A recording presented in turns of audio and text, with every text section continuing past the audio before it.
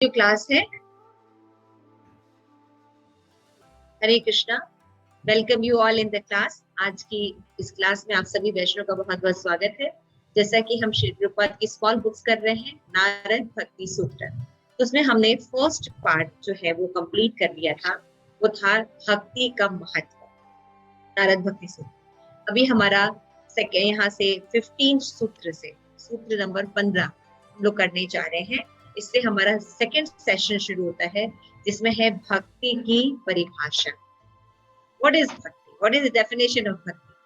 हालांकि हमने भक्ति की डेफिनेशन जो है अलग अलग बुक्स में, अलग अलग शास्त्र में पढ़ी है ना। स्पेशली नेक्टर ऑफ डिवोशन हमने काफी अच्छे से रूप गोस्वामी ने हमें एक्सप्लेन किया है कि भक्ति होती क्या है, शुद्ध भक्ति क्या होती है, मिश्रित भक्ति क्या होती है। इस सबकी डेफिनेशन हमें दी गई थी और हम लोग ने इसको पढ़ा है। तो आइए हम थोड़ा और इलेबोरेट वे में और डीप वे में पढ़ने की कोशिश करें, क्योंकि जैसे कि मैंने आप लोगों को बताया था कि जो भक्त होते हैं, ब्राह्मण भक्त होते हैं, वो लोग क्या होते हैं, सूत्र में भी बातें कह सकते हैं, यानी just in 1 or 2 words and he can explain in 2 or 3 months. तो both qualities हमें required होनी चाहिए। तो आप लोग का सबसे पहले मैं थैंक्स करना चाहूंगी सभी वैष्णव का कि उन्होंने वैष्णव सॉन्ग में पार्टिसिपेट किया। तो thank you so much first of all आप सभी का। आप सबने बहुत उत्साह के साथ वैष्णव सॉन्ग जो कंपटीशन था उसमें पार्टिसिपेट किया। तो उसके लिए हम सभी की तरफ से हरि बोल बोलते हैं। हरि बोल, हरि बोल, हरि। और जो रहे, दंडवत प्रणाम। हरे कृष्ण माता जी, दंडवत प्रणाम। तो आई थिंक आप लोग थोड़ा सा फीडबैक दे सकते हैं कि आप लोग को वैष्णव सॉन्ग गाकर या पार्टिसिपेट कर कर कैसा लगा। तो मैं फर्स्ट इनवाइट करूंगी, फर्स्ट आई है हमारी आनंद प्रदा माता जी। हरि बोल। यस आनंद प्रदा माता जी, व्हाट इज योर फीडबैक? माता जी, मैंने तो ये देखा है कि हमें ये ऐसा करते रहना चाहिए माता जी, क्योंकि जैसे आपने बोला ना, तो शुरू शुरू में थोड़ा सा लगा कि मतलब क्या हो रहा है समझ नहीं आ रही, बट कल का फीडबैक देख के और वैसे भी जो इसी बहाने ना माता जी हमारा जो है, हमारी पकड़ जो है ना वैष्णव गीतों पर हो जाती है, जो कि हमारे को बहुत जरूरी है और हमें करना चाहिए। डिवोटी होने के नाते हर एक का एक जैसे गुरु महाराज को कीर्तन सम्राट कहा जाता है, तो हमें उनके शिष्य होने के नाते हमें इसमें पारंगत होना पड़ेगा, हमें एक्सपर्ट होना पड़ेगा इसमें। थैंक यू माता जी, thank you so much, thank you so much माता जी। आपकी वजह से हम लोग धक्का लगा के सही, लेकिन माता जी हम लोग तभी पढ़ते हैं, वैसे नहीं पढ़ते। थैंक यू सो मच माता जी। Thank you so much. Okay, yes Manohara माता जी, कांग्रेचुलेशंस आपको भी। कैसा लगा आपको करके या पार्टिसिपेट होके? अनम्यूट करिए माता जी, अनम्यूट कीजिए। यस। हरे कृष्ण माता जी। हरे कृष्ण। सभी वैष्णवियों को मेरा दंडवत प्रणाम। मुझे बहुत अच्छा लगा माता जी, और आपने जो ये प्रेरणा दी है सभी को, मैं इसके लिए आपको बहुत बहुत धन्यवाद देती हूँ, क्योंकि वैष्णव सॉन्ग के लिए कोई भी मतलब इतना आगे आता नहीं है, लेकिन आपने सभी को इतनी प्रेरणा दी है ना, तो सभी उत्साह से मतलब अपने अपने उत्साह दिखाया सभी ने, जैसा भी है। तो मैं कहती हूँ कि आप ऐसे ही प्रेरणा देती रहिए। और गुरु महाराज जो अभी आनंद प्रदा माता जी ने बताया कि कीर्तनीय सदा हरि, इसके सम्राट है महाराज, तो हमें भी कीर्तन में वैष्णव सॉन्ग आगे रखना चाहिए। हाँ, थैंक यू सो मच माता जी। और महाराज जो है उन्होंने पंढरपुर में इनवाइट भी किया है। इस बार मैं गई थी, महाराज की सेवा कर रही थी, तो महाराज कह रहे थे आप सब पंढरपुर आइए, और वहां पे हमने बहुत ही लेटेस्ट टेक्नोलॉजी से युक्त रिकॉर्डिंग रूम बनाया है, और आप सब आके अच्छे अच्छे भजन को रिकॉर्ड कीजिए, जो कि बड़े बड़े बॉम्बे में और बड़े बड़े शहरों में कई पैसे लगा के लोग रिकॉर्डिंग कराते हैं। तो महाराज का वो विजिट अभी बहुत से गौरांग प्रभु और भी बड़े बड़े वैष्णव भी आके करके गए, क्योंकि ऐसा स्टूडियो अभी तक है नहीं इंडिया में, बहुत कम जगह पे है। तो महाराज ने बहुत ही सुंदर ढंग से वो स्टूडियो बनाया है और हम सबको इनवाइट किया है। तो हम सोच रहे थे कि हम तो गाते ही नहीं है। अगर माताओं को हमारे बोला जाए कि अगर वीडियो के सामने बैठो तो उनके पास टाइम ही नहीं होता, तो हम बहुत परेशान थे। हम कहे कि चलो हम शुरू करते हैं तो लोगों को थोड़ा प्रेरणा मिलेगी और घर घर में करताल मृदंगा सब कुछ है, ऐसा नहीं है कि हमारे पास नहीं है, बस हमें एक माध्यम नहीं है। तो कल का जो ग्रैंड फिनाले हुआ सबको बहुत पसंद आया, बहुत से लोगों के मेरे पास मैसेजेस आए। आप लोगों के जो जज पैनल थे वो मायापुर इंस्टीट्यूट के हाईली क्वालिफाइड लोग थे और उनका लेटर आया था मेरे पास, वो यही कह रहे थे, I am really surprised in the zone of Loknath Swami Maharaj and no one is interested in singing. They are just forcefully sing the songs, and they don't have any idea of location and sitting postures. Okay, yes, ये तो है problem, तभी तो हमने शुरू किया है। And give your blessings. तो मायापुर इंस्टीट्यूट में जितने भी मेरी फ्रेंड्स हैं उन सब ने आप लोगों को ब्लेसिंग्स दिए, क्योंकि उनको ये सरप्राइज हो रहा है कि यहाँ पे तो बच्चा भी गाता है मायापुर में तो बच्चा भी गाता है, यू नो। तो दे वर वेरी सरप्राइज कि माताजी लोग को कॉन्शियस नहीं है कि महाराज तो इतना सुंदर कीर्तन सम्राट है और उनके जोन में ऐसे। तो मुझे ये बात बहुत खराब लगी एक्चुअल में। तो हमने सोचा कि हमारे पास लोग हैं, बस they are not trained, that's all. उनको थोड़ा कैमरे से फियर है, या कैमरे से फियर नहीं तो इतने बिजी हैं कि इतना इम्पोर्टेंट नहीं देते हैं, जस्ट किसी भी तरह वीडियो बना के दे देते हैं। तो सोचना चाहिए, क्योंकि ये यूट्यूब पे जाएगा, थोड़ा देखना चाहिए कि हम कैसे इसको बेटर कर सकते हैं। तो बहुत से लोगों ने बहुत अच्छे लोकेशन में भी बनाया, जिनको फर्स्ट प्राइज भी मिला, सेकंड प्राइज भी मिला। लेकिन जैसे मुझे ये था कि आनंद प्रताप भी अपने जैसे बैकग्राउंड का ध्यान रखती तो उनको बहुत अच्छा मिलता, लेकिन क्योंकि उन्होंने सिंगिंग बहुत ही सुंदर और बहुत सुंदर भाव में किया था, इनकी सिंगिंग को बहुत लाइक किया गया, इसलिए इनको फर्स्ट प्राइज दिया गया। तो मनोरमा माता जी का बताया गया था कि she is very very technical. महाराज की मनोरमा माता की जो वॉइस और टेक्स्ट और प्लस हारमोनियम के साथ जो मैचिंग था उसको लोगों ने बहुत पसंद अप्रिशिएट किया था हाईली, और बताया था कि माता जी का बैकग्राउंड भी बहुत अच्छा था एंड सिटिंग पोस्चर अच्छे से साड़ी में बैठ के माता जी ने पूरा सिंगिंग किया। ओनली मृदंगा इज मिसिंग लोग कहते अगर इनके साथ मृदंगा होता तो इनकी बहुत ही सुंदर कॉम्बिनेशन होता। उन्होंने कहा हाँ शी सिंग वेरी वेल। और प्रलय प्रयोदित जदे तो माता जी एक्सपर्ट है उसमें गाने में, माता जी ने वही सॉन्ग चूज किया था। अनंग वंशी माता जी ने भी किया था एंड आई रियली हैप्पी। लेकिन आई एम रियली सरप्राइज कि कुछ लोगों ने नहीं किया बार बार कहने पर भी। तो अदिति माता जी है, नंदी मुखी माता जी है, आई रिक्वेस्ट माता जी मुझे नहीं आता गर मेरी आवाज है ना। ओके, तो प्रेम पद्मिनी ने भी वैष्णव गीत में टोन नहीं है ना किया।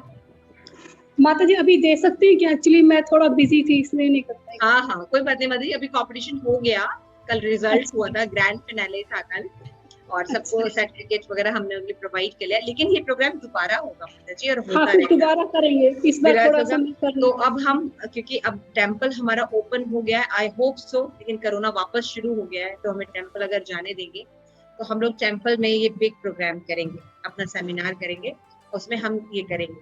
तो हम ये बहुत प्रयास कर रहे हैं कि आप सभी माताओं में जो अलग अलग क्वालिटीज है वो डेवलप है ना, और आप लोग आगे आए ताकि आप प्रचार कार्यों में और चीजों में खूब अच्छे से रह सकें। जब हमें अच्छा संग मिलता है तो हम संग में जब बल मिल जाता है ना तो हम कोई भी कार्य कर सकते हैं। संग होना बहुत जरूरी है, हाँ संग होना बहुत ही जरूरी, और प्रेरणा देने वाला भी होना चाहिए, जैसे कि आपने ये प्रेरणा दी है। क्योंकि सभी लोगों को आता है माता जी, सभी गा सकती हैं, लेकिन क्या है कि वो आगे नहीं आती है। हाँ, तो होता क्या है, प्रॉब्लम क्या होती है, या तो हमें बहुत हायर अपॉर्चुनिटी रहती है या तो बिल्कुल नहीं रहती है। ऐसा होता है जैसे हम बोलेंगे हाँ मंदिर में बैठी है और सबके सामने प्रोग्राम में गाएंगे, इट्स नॉट पॉसिबल ना, हमने कुछ गाया ही नहीं, कभी स्टेज पर ही नहीं बैठे और एकदम से बोलेंगे तो हम लोग में से ज्यादा तो नहीं हम नहीं गाएंगे। तो हम एक मीडियम मतलब बीच का रास्ता भी देखते हैं कि हम घर से बाहर कभी कैमरे में जूम पर हम ऐसे अपने रिकॉर्डिंग्स क्लिक करें, अच्छे से भेजे। हम जहाँ बैठते हैं, जैसे प्रियदर्शनी का वीडियो बहुत अच्छा था, लेकिन प्रियदर्शनी के वॉइस क्वालिटी नहीं, प्रियदर्शनी बहुत अच्छा रहा था, प्रॉपर साड़ी में बैठी है माता जी पूरा, और मंदिर का पूरा व्यू आ रहा है, it's very good, everything is very good. तो मतलब कहने का मतलब ये है कि हमें सब पॉस्चर का ध्यान रखना चाहिए। जैसे नीरू माता जी है, अच्छे से बैठे थे, लेकिन इस कैमरा बहुत फेस के पास था, यू नो, थोड़ा दूर होना चाहिए ताकि हम पूरा क्लियरली देख सके। इट्स वेरी गुड, है ना। सबसे अच्छा राधिका माता जी का था। राधिका माता जी परफेक्टली, कैमरे पोजीशन भी बहुत अच्छा था, सिटिंग पोस्चर भी राधिका का बहुत अच्छा था, और बहुत अच्छे हारमोनियम से वो रिदम से गा रही थी, बजा के एकदम अच्छे से, वेरी नाइस। तो इस तरह से जब हम गाते रहेंगे तो हमें थोड़ा सा प्रैक्टिस हो जाए। और आप यकीन मानिए, कोई चीज अगर आपको आती है, जैसे नरसिंह स्तुति, नरसिंह स्तुति माता जी तैयार ही नहीं हो रही थी कि हम गाएंगे। मैंने कहा माता जी आप बस बैठिए और करिए, उन्होंने कम से कम गाया, दिस इज वेरी गुड। लेकिन मुझे जो सबसे अच्छा वीडियो लगा था वो था पावनी माता जी, पावनी यमुना माता जी। पावनी यमुना माता जी को ना गाने आता है, ना बोलने आता है, ना उनके पास लिरिक्स है। शी इज टोटली, अगर कहा जाए तो हम लोग को अगर रिजेक्ट करना हो तो हम लोग उस वीडियो को सबसे पहले रिजेक्ट करते हैं। लेकिन I like that video very much. क्यों? क्योंकि उन्होंने इंस्ट्रक्शंस को फॉलो किया। वो जानती है कि उनके अंदर क्वालिटीज नहीं है, और ये एक गुण जीव को बहुत ऊंचे लेवल तक लेके जाए। आपको जो आपके जो आगे पर्सन है वो आपको कुछ इंस्ट्रक्ट कर रहे हैं, आपको आगे बढ़ाने की कोशिश कर रहे हैं, आपके अंदर काबिलियत नहीं है, लेकिन आप फिर भी उनके प्रसन्नता के लिए करते हैं। इसको उत्साह कहते हैं। उत्साह निश्चय धैर्यात तत्तत् कर्म प्रवर्तनात् संग त्यागात् सतो वृत्ति षड्वी भक्ति सीधते। उत्साह की बात कर रही हूं। उत्साह का मतलब क्या होता है? गुरु ने कहा है, गुरु के इंस्ट्रक्शन में ही उनका आशीर्वाद होता है, पूरा विश्वास होना चाहिए, है ना। तो गुरु जब कोई बात बोलते हैं तो उनके इंस्ट्रक्शन में ही सारे आशीर्वाद होती है, ब्लेसिंग होती है, आप कर सकते हैं। और हम जब एज इट इज फॉलो करने को, उनके इंस्ट्रक्शन को फॉलो करते हैं, उनके इंस्ट्रक्शन को करने की कोशिश करते हैं, हालांकि हमारे अंदर क्वालिटी ना हो, इसको सचिनंदन महाराज एक बार अपने लेक्चर में इसको उत्साह की डेफिनेशन को बता रहे हैं कि हमारे अंदर वो क्वालिटी नहीं होती, फिर भी चाहते हैं कि हम करें। तो भक्ति में उत्साह कहते हैं, है ना। तो कहने का ये मतलब है कि मतलब ऐसा नहीं कि, और हम आप लोग में ये नहीं कि सबको भी हम नहीं कहते भाई सही बात है, जैसे अदिति माता जी कि मैं नहीं गा पाती, इट्स ओके। जैसे गौरी कहती मैं नहीं गा पाती, तो हम लोगों को पता है कि नहीं गा पाती, लेकिन भजन गाने आना चाहिए। अब अपने घर में नरसिंह आरती गाई, भगवान आवाज नहीं देखते, भगवान मनोवृत्ति देखते हैं। देशामृत में हमने पढ़ा था ना कि भगवान ये नहीं देखते कौन कितना एक्सपर्ट है, भगवान भावग्राही जना है, भगवान एटीट्यूड देखते हैं, मनोवृत्ति देखते हैं। तो नहीं भी आता तब भी भगवान को गाना चाहिए, है ना। आपने भगवान की जितनी भी कथाएं हैं आप देखिए, श्रीमद् भागवतम, भगवत गीता, चैतन्य चरितामृत, उसमें भगवान किस पर प्रसन्न होते हैं? जो बहुत एक्सपर्ट होते हैं, बहुत अमीर होते हैं, तो समाज में सबसे ज्यादा निकृष्ट होते हैं, पतित पावन चैतन्य महाप्रभु, नित्यानंद प्रभु, जिस पर कोई कृपा नहीं करता उस पर वो जाकर कृपा करता। हम लोग क्यों नहीं ट्राई करें, है ना, हमें ट्राई करना चाहिए। तो सबसे पहले धन्यवाद, और आगे के लोगों के लिए हम एक मार्ग भी कह रहे हैं कि आप लोग जरूर आगे से पार्टिसिपेट करिएगा, और इस अपना जो गुरु के प्रति डेडिकेशन देख सकते हैं, वैष्णव सॉन्ग के प्रति डेडिकेशन।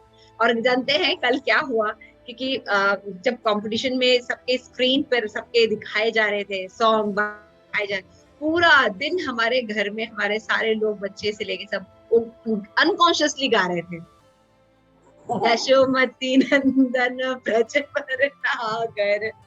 रात में मुझे सपना आ रहा था प्रलय प्रयोधि, कभी इतना बार सुना ना उसको, तो बार, जैसे फिल्मी सॉन्ग आप सुन लीजिए तो लोग अनकॉन्शियसली गाते हैं उसको, तो वो वैष्णव सॉन्ग के साथ हो रहा था, क्योंकि वो स्क्रीन पर प्ले हो रहा था, ये हो रहा था, वो हो रहा था, कई बार सुनने से वो सहारा। और वैष्णव भजन की तो मीनिंग है ना, प्रेम पद्मिनी माता जी, वैष्णव भजन की जो मीनिंग है कितनी सुंदर है, बहुत ही सुंदर है, तो भाई बहुत ही सुंदर है। उसमें जो सिद्धांत बताए गए हैं वो आप, जैसे अभी नारद भक्ति सूत्र में तभी हम लोग पढ़ेंगे, लेकिन तो सिद्धांत सिंपली बता दिए जाते। इवन गुरु महाराज जब यहाँ पे क्लास दे रहे थे श्रीमद् भागवतम की, तो गुरु महाराज फर्स्ट इंस्टेंस कह रहे थे, मैं रुकना नहीं चाहता, कीर्तन के बाद मन करता मैं गाता जाऊं और आप सुनते रहे। कहते हमारे शास्त्र में पहले कीर्तन ही होता, कीर्तन में ही सारी बातें कही जाती, गान में, इसीलिए हमारे जो साहित्य है वो पद्य में लिखे गए हैं। गुरु महाराज बता रहे हैं पद्य में लिखे गए, ऐसा नहीं कि बस ऐसे जैसे नारद भक्ति सूत्र कैसे ट्रांसलेशन दे दिया है ऐसे लिखा है, नहीं, पद्य में है ना, जिसको गा सकते हैं। इवन श्लोकास भी हम गा सकते हैं, है ना। कितना अच्छा और कितना सुंदर है। आप लोग का मैं उत्साह वर्धन करूंगी, आप लोग जरूर आगे से पढ़। ये तो हम जैसे कलियुग के पतित लोगों के लिए हिंदी लिखा गया है कि वो उन्हें पद्य समझ में नहीं आता, तो कई समझ जाए। गद्य समझ में नहीं आता, तो पद्य तो सॉन्ग के रूप में ले ले तो भी हम बहुत चीजें समझ सकते हैं। Thank you so much. फिर आगे हम शुरू करते हैं सेकंड चैप्टर, सूत्र नंबर 15, भक्ति की परिभाषा। ओम ज्ञानतिमिरान्धस्य ज्ञानाञ्जनशलाकया चक्षुरुन्मीलितं येन तस्मै श्रीगुरुवे नमः। श्रीचैतन्यमनोभीष्टं स्थापितं येन भूतले स्वयं रूप कदा मह्यं ददाति सपदान्तिकम्। हरे कृष्णा कृष्णा कृष्णा हरे हरे, हरे राम राम राम हरे हरे। श्रील प्रभुपाद की जय। आप सभी गौर भक्तजन की जय। निताई गौर प्रेमानंदे हरे हरे। सूत्र नंबर 15, तत् लक्षणानि बाध्यन्ते नाना मत भेदात। यहाँ पे क्या बोल रहे हैं नारद मुनि कि अब विभिन्न प्रमाणिक मतों के अनुसार भक्ति में सेवा के लक्षणों का वर्णन किया जाए। तो हमने देखा है कि चैतन्य चरितामृत में और आदि ग्रंथों में बताया गया कि वैष्णव सेवा जो है इट्स वेरी इम्पोर्टेंट। तो वैष्णव से भक्ति आती है, तो भक्ति भी सेवा उन्मुख ही होती है। तो जब प्रमाणिक मतों के अनुसार, ऐसा नहीं कि कोई किसी की कैसे भी सेवा कर रहा हो, है ना, प्रमाणिक मतों के अनुसार जब सेवा के लक्षण बताए गए वैसी सेवा करनी चाहिए, यानी अपने मन से सेवा नहीं करनी चाहिए। तो आइए समझते हैं कि प्रमाणिक मत क्या है। हम पढ़ना शुरू करेंगे। किसके पास बुक है? मनोरमा माता जी, आपके पास बुक है? नहीं, मैं तो भागवतम लेके बैठी थी माता जी। अच्छा, कोई बात नहीं। और किसके पास है? नंदी मुखी माता जी, आपके पास है? माता जी आज नहीं है मेरे पास बुक। ओके। अदिति, अच्छा अदिति माता जी, यस, आप रीड करिए। तात्पर्य श्रीमद् भागवतम 7.5:23 में प्रहलाद महाराज स्पष्ट बताते हैं कि भक्तिमय सेवा की आवश्यक क्रियाएं क्या है। श्रवण, कीर्तन, वैष्णव स्मरण, पाद सेवनम, अर्चनम, बंदनम, दास्य, साक्ष्यम, आत्मनिवेदनम। भक्तिमय सेवा के अंतर्गत भगवान के बारे में श्रवण, सेकंड उनके यश का कीर्तन करना, उनका स्मरण करना, फोर्थ उनके चरण कमलों का ध्यान एवं सेवन, 5 उनका पूजन, 6 उनसे प्रार्थना, 7 स्वयं को उनका नित्य दास मानना, 8 उनका सखा बनना एवं उनको सर्वस्व समर्पित कर देना। जिस प्रकार बाजार से खरीद कर लाया गया पशु अपने आप को अपने स्वामी को समर्पण कर देता है, उसी प्रकार हमें भी अपने आप को भगवान को समर्पण कर देना चाहिए। ऐसा पशु कभी अपने भरण पोषण की चिंता नहीं करता क्योंकि वह जानता है कि उसका स्वामी उसकी देखभाल करेगा। इसी तरह भगवान के प्रति पूर्ण समर्पित जीव अपने भरण पोषण की चिंता कभी नहीं करता। श्री सनातन गोस्वामी अपने हरि भक्ति विलास 11.4417 में पूर्ण समर्पण शरणागति के अन्य लक्षण देते हैं। अनुकूलस्य संकल्प, प्रतिकूलस्य वर्जनम, रक्षति विश्वासो गोपत्वत्ते वरण तथा आत्मनिपेक्ष कार्पण्य षष्ठ विधि शरणागति।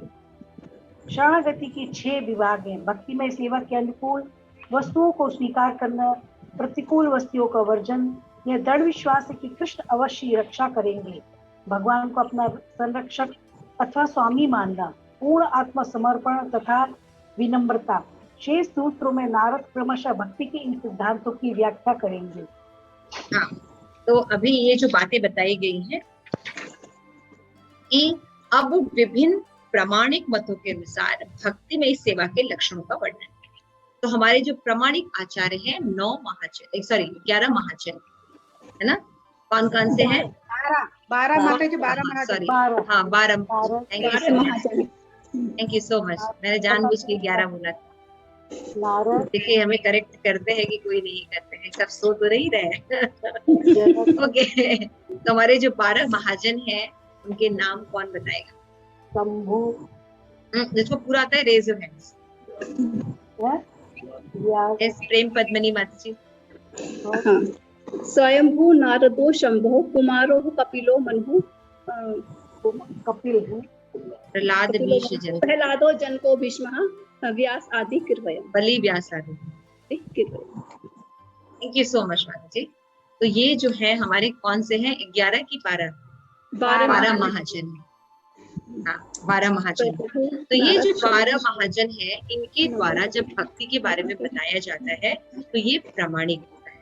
तो इनमें से 12 महाजनों में से जो प्रहलाद महाराज है, उन्होंने श्रीमद् भागवतम के सप्त स्कंद में बताया है कि जो भक्ति होती है उसमें, जो भक्ति में सेवा होती है उसमें क्या क्या किया जाता है।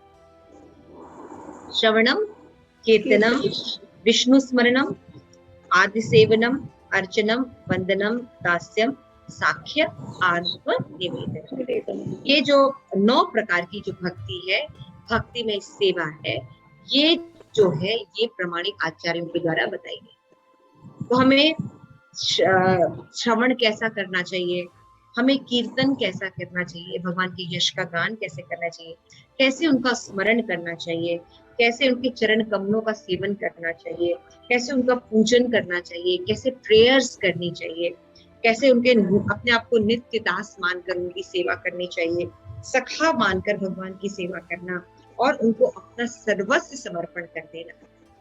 ये कैसे कैसे होगा, इसके बारे में भी डिटेल में वर्णन। श्रवण का ये मतलब नहीं होता है कि हम कोई क्लास में गए, हमने क्लास सुनी, वो श्रवण हो गया। शास्त्र कहते हैं श्रवण में 3 चीजें होती हैं, श्रवण, मनन एंड निधिध्यासन। जब कोई भी चीज हम श्रवण करते हैं तो उसको सुनते हैं, सुनने के बाद उसके अलग अलग एस्पेक्ट पर हम मनन करें। अच्छा, शास्त्र में ये बात बताई गई है, जैसे कि मान लीजिए हम जब प्रभुपाद के मूवमेंट से नहीं जुड़े हुए थे तो हम प्रसाद नहीं खाते, हम कुछ भी खाते थे। हमें जब बालीजी श्लोक बताया गया, पत्रम पुष्पम फलम तोयम मे भक्त्या प्रयच्छति तत् अहम भक्ति उद्धतम अश्नामि प्रत्यात्मना। हमें बताया गया कि जो भगवान को ऑफर करके नहीं खाता तो फिर वो चोर है, वो ठीक नहीं। भगवान को ऑफर करके खाना चाहिए हर चीज। हम कहते हैं अच्छा हम तो ऑफर करके नहीं खाते, तो उस श्लोक में बताया गया कि अगर हम ऑफर करके नहीं खाते तो क्या क्या होता है, पाप लगता है, ये होता है, सारा डिस्क्रिप्शन दिया गया तात्पर्य में, प्रभुपाद ने बताया है। तो जब हम सुन लिए उसको आके हमें मनन करना चाहिए कि मतलब शास्त्र में मनुष्य को भगवत प्रसाद खाना चाहिए, लेकिन मनुष्य होके मैं तो भगवत प्रसाद नहीं खाती, तो भगवत प्रसाद अगर मैं नहीं खाती तो क्या क्या हानि होगी, और यदि मैं खाने लगूं तो क्या क्या लाभ होंगे। मैं बैठ के लिस्ट बनाऊंगी, इसके लिए मुझे मनन करना पड़ेगा, सोचना पड़ेगा, बार बार अलग अलग विचारों से बार बार वो क्लास सुननी पड़ेगी या और उससे रिलेटेड क्लास सुननी पड़ेगी, आचार्यों से मिलना पड़ेगा, भक्तों से मिलना पड़ेगा, फिर उस पर बैठ के मैं मनन करूंगी। मनन करने के बाद मुझे ये समझ में आएगा निधि कैसे मैं इस सिद्धांत को अपने जीवन में अप्लाई करूं। तो फिर हम सबको समझ में आता है कि ऐसा करते हैं कि हम प्याज लहसुन जो है वो त्याग देते हैं और कोशिश करते हैं कि हम बिना प्याज लहसुन के खाना खाएं और भगवान को ऑफर करें। तो धीरे धीरे हम 2 टाइम में से 1 टाइम शुरू करते हैं, है ना, इसके बाद 2 टाइम होता है, फिर उसके बाद पूरा भोजन ही भगवान, यद करोषि यद नाशी, सब चीज भगवान को ऑफर करते हैं तभी खाते हैं, ऐसा आदत डेवलप करते हैं। तो श्रवण में 3 एस्पेक्ट होना बहुत जरूरी है। कोई भी बात आप सुन रहे हैं प्रामाणिक आचार्य से, उसको सुनना चाहिए, उन सिद्धांतों पर मनन करना चाहिए, मनन करने के बाद उसको अपने जीवन में इम्प्लीमेंट करना चाहिए, तब श्रवण जो है वो कंप्लीट हो। उस श्रवण को श्रवण कहते हैं। श्रवण माने केवल सुनना नहीं। इस सिद्धांत में और कोई कुछ बोलना चाहता है श्रवण के बारे में? बहुत सी चीजें हैं शास्त्र में बताई गई हैं, और भी कोई एस्पेक्ट आप जोड़ना चाहें या बातें इसी को रिपीट करना चाहें श्रवण के बारे में? वैसे भी जो भक्ति की शुरुआत भी श्रवण से ही होती है बेसिकली, कि जैसे कोई कहीं भागवत कथा सुनता है या कहीं कीर्तन सुनता है, तो किसी न किसी रूप में कुछ भी शब्द जो है वो कानों में पड़ते हैं भगवान से कनेक्टेड, तो कहीं ना कहीं मतलब वो हृदय में जाकर उसका कुछ ना कुछ इम्पैक्ट आएगा और वो भक्ति में व्यक्ति आ जाएगा।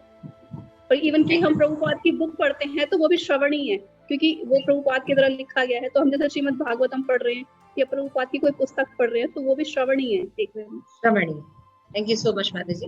तो माता जी ने कहा कि श्रवण जो है ये फर्स्ट स्टेज होती है, सुनना। तो जैसे कि आप सब जानते हैं कि जैसे कि जब ये दुनिया का संरचना हुई भौतिक जगत की, तो श्रीमद् भागवत में वर्णन है कि किस तरह से सभी तत्वों का निर्माण है ना। तो सबसे पहले जो तत्व बनता है वो क्या होता है? आकाश। आकाश में शब्द है ना। आकाश का जो विषय वस्तु है क्या है? शब्द। शब्द पहले बनता है, लेकिन जब डिस्ट्रक्शन होता है यानी जब समाप्त किया जाता है तो शब्द एक ऐसी चीज होती है लास्ट में जाती है। समझ रहे हैं? सब जैसे पृथ्वी, जल, अग्नि, वायु, आकाश है ना। तो उसमें जब शब्द प्रमाण, शब्द चीजें होती हैं, यानी शब्द जो होता है वो सबसे लास्ट में जाता है। इसीलिए जब व्यक्ति की शरीर त्याग होता है तो इसीलिए बोलते हैं राम राम बोलो उसके कान में जाकर। बोलते ना लोग, बहुत से लोग बोलते उसके पास जाके उसके कान में राम राम बोलो। क्यों? क्योंकि शब्द जो है व्यक्ति का सबसे लास्ट सेंस से जो जाता है। सबसे पहले पैर जो है वो बंद होता है चलना। हमारे अंदर सबसे पहले जब मृत्यु आती है तो पैर की शक्ति खत्म हो जाती है चलने की। उसके बाद धीरे धीरे आंखों की शक्ति खत्म हो, फिर शब्द जाएगा कि सुनने की शक्ति सबसे बाद में जाती है? सुनने की शक्ति नहीं, शब्द जो होते हैं, अब वो नहीं भी सुन पाएगा तब भी जो शब्द है वो शब्द उसके कानों में प्रवेश करेगा। वो सुन नहीं सकता लेकिन कान में उसके शब्द जाएंगे हरि नाम, और वो अपना इफेक्ट दिखाएंगे। उसकी वाइब्रेशन तो जाएगी, शब्द वाइब्रेशन जाएगी। कहने का मतलब होता है जैसे कि शरीर त्याग होता है तो बहुत ही कहते हैं ना मृत्यु एक दुख है। तो मृत्यु इतना आसान से नहीं होता है। मृत्यु की शुरुआत कैसे होती है? पैरों से होती है, चलने की शक्ति खत्म होती है, आंखों से फिर दिखना बंद होता है, मेमोरी लॉस होती है, फिर पेट से कुछ पाचन शक्ति नहीं होती। ऐसे धीरे धीरे धीरे धीरे करके सब अंग शिथिल पड़ते हैं। गले से बोलना बंद हो जाता है, गले से बोलना बंद हो जाता है, रिमेम्बरेंस को बोल दी। सबसे लास्ट थिंग जो है वो है शब्द। आवाज हम सुन सकते हैं लास्ट तक, जब तक पूरा शरीर त्याग। इसलिए हरि नाम को सुनने का बहुत महत्व है। इसलिए कहा जाता है कि शब्द प्रमाण जो है वो सबसे लास्ट तक जाता है। इसमें मैं एक पॉइंट और बहुत सुंदर याद आया। यस कि जब शील प्रभुपाद अमेरिका में गए थे विदेशों में प्रचार करने के लिए, उनके पास कोई भी साधन नहीं था, कोई भक्त नहीं था, तो वो इवन की फुटपाथ पे बैठ के ही कीर्तन करते थे। तो मतलब शब्द ही सबसे पहले उन्होंने कीर्तन ही किया, तो शब्द के माध्यम से ही वो वाइब्रेशन फैली, धीरे धीरे फिर लोग जुड़ने लगे और भक्त बने। तो महामंत्र से ही, शब्द से ही, प्रभुपाद के पास कोई कुछ भी नहीं था लेकिन उन्होंने हरे कृष्ण महामंत्र का कीर्तन किया तो क्या हुआ? इतना बड़ा इस्कॉन जो है एस्टैब्लिश करके, तो उनको पूरा विश्वास हरे कृष्ण महामंत्र शब्द, क्योंकि ये सामान्य शब्द नहीं है, ये दिव्य शब्द है। तो श्रवण गोलोक से आए हैं। हाँ, श्रवण के आचार्य कौन है? परीक्षित महाराज। परीक्षित महाराज। हरि बोल की माता की जय। परीक्षित महाराज जो है वो क्या है? श्रवण के आचार्य। उसके बाद हमारा दूसरा आता है कीर्तन। कीर्तन के आचार्य कौन है? Sukhdev Goswami. Thank you so much. फिर स्मरण, प्रहलाद महाराज। Thank you so much. फिर पाद सेवन के आचार्य कौन है? Lakshmi ji. Thank you so much. अर्चनम पृथु महाराज। Yes, thank you. और वंदनम अक्रूर जी हैं। अक्रूर जी का वंदनम है। अभी हम लोग जब श्रीमद् भागवतम पढ़ रहे थे तो हम लोग को ये प्रश्न आया था कि अक्रूर ने ऐसी तो कोई खास वंदना नहीं की भगवान की, जबकि बहुत से लोगों ने बहुत सी प्रेयर्स की है, तो अक्रूर जी के वंदन को मतलब वंदना में क्यों रखा है? आचार्य बोला जाता है, मतलब आचार्य बोला जाता है ना, यानी कि वंदनों के आचार्य, जबकि हम देखते हैं कि उनसे भी सुंदर सुंदर वंदनाएं हैं। क्रूर ने जिस तन्मयता से भगवान का वंदन किया था, वो तन्मयता जो है वो इम्पोर्टेंट है। इसलिए मैंने आप लोगों को बोला कि आप लोग वैष्णव सॉन्ग गाइए, इट इज वेरी इम्पोर्टेंट है ना। तो उन्होंने जिस तन्मयता से मन वचन वाणी से पूरी तरह से इन्वॉल्व होके भगवान के बारे में चिंतन भी कर रहे थे, अपने में मनन भी कर, आंख बंद हो रही थी, पूरा परसेप्शन भी कर रहे थे और वो बोल भी रहे थे, समझ रहे हैं। तो ये होता है प्रेयर्स करना, वंदना करना। जी, जब अक्रू जी को बोला गया कि तुम कृष्ण और बलराम को लाओ, उस टाइम उनकी प्रार्थना बहुत ही दयनीय थी, बहुत ज्यादा वो हृदय से वो कर रहे थे, हृदय से थे। और दूसरा माता जी बहुत ज्यादा ना, जैसे कि खाली वो देख नहीं रहे थे, वो मन में भी पूरी तरह उनको छवि आ रही थी। जब वो स्नान करने अक्रू घाट के अंदर जाते हैं तो वो पूरा दृश्य देख रहे हैं। अभी आप जैसे कि मान लीजिए स्मरण कीजिए या कीर्तन कीजिए तो ऐसा भाव नहीं आएगा कि हमने राधा गोविंद को देखा है और आंख बंद करे तो राधा गोविंद वैसे ही दिखाई दे हमारे अंदर। अभी तक मेरे अंदर तो नहीं हुआ है। अगर किसी के हुआ है तो प्लीज रेज योर हैंड। अच्छा, आप सब भाव दशा पे नहीं है, चलिए ठीक है। मुझे लगा कोई हो तो अपना रेज हैंड कर सकते हैं। तो जैसे कभी कभी गुरु महाराज अभी आए थे तो उन्होंने बड़ा अच्छा बता रहे थे कि श्रीनाथ जी के उन्होंने दर्शन किए थे। तो मैंने पूछा महाराज आपका दर्शन कैसा है? महाराज के ओह, दुनिया का सबसे सुंदर दर्शन मैंने किया। और वो फिर इतनी अच्छी से उसके डिस्क्रिप्शंस दे रहे थे, मैं कही काश मेरा 1 सेकंड के लिए भी ऐसा हो सकता। हम लोग भी दर्शन करके आते हैं लेकिन अभी आंख बंद करें तो वो डिटेल्स दिखाई नहीं देती है। बहुत हल्की सी छवि अगर आएगी तो एक हल्का सा दिखाई, लेकिन एक एक चीज क्लियर पिक्चर जैसे कि दिखती हो। जैसे अभी हम कहे गुलाब जामुन और हम गौरी को कहे गौरी आंख बंद करो और सोचो गुलाब जामुन के बारे में। हाँ गौरी, कैसा आया पिक्चर? माता जी पूरा डिस्क्रिप्शन आ जाता है उसका। ना केवल पिक्चर आती बल्कि स्वाद भी आ जाता है ना, सब आ जाता है। अब हम कहें कि जरा रुक्मिणी द्वारकाधीश का तो भी दर्शन करके गई, जरा आंख बंद करो, कमरा भी याद नहीं आएगा कि क्या था। तो ये हम लोगों का अंतर है। तो मुझे बड़ा अच्छा, हमारा जो डिस्कशन दे रहे थे तो मैं सुन रही थी, काश ये होता कैसे है। हमने पूछो क्या महाराज से, महाराज फिर बहुत से ब्रह्मचारी भी मेरे साथ खड़े थे, उससे ज्यादा क्वेश्चन नहीं किया हमने। लेकिन महाराज जिस तरह से उसको एक्सप्लेन कर रहे थे, मैं हमेशा देखती हूँ गुरु महाराज कोई भी दर्शन करके आते तो बताते ऐसे थे ऐसे। तो कहते महाराज कि मैं कई महीनों तक उसी वाइब्रेशन में रहा, मैं कई महीनों तक उसके बारे में चिंतन करता रहा कि भगवान हम लोग तो 4 दिन में ही सब भूल जाते हैं। जैसे सच्चिदानंद प्रभु ने बताते कि जो उत्तम अधिकारी है वही वास्तव में दर्शन करता है। जैसे मध्यम अधिकारी और कनिष्ठ अधिकारी दर्शन तो करता है लेकिन वास्तव में वो दर्शन नहीं करता है, लेकिन जो उत्तम अधिकारी है वो ही वास्तव में दर्शन करता है। तो हाँ। हम जस्ट बाहरी रूप का ही दर्शन करते हैं, मतलब हमारे ऊपर वो दृष्टि अभी है ही नहीं। हाँ। देखने अभी फिर नेक्स्ट आते हैं दास्यम। दास्यम के आचार्य कौन है? हनुमान जी। हनुमान जी जाए। तो दास्यम। और साख्य के हमारे आचार्य कौन है? अर्जुन। Thank you. और आत्म निवेदन अम्बरीश महाराज।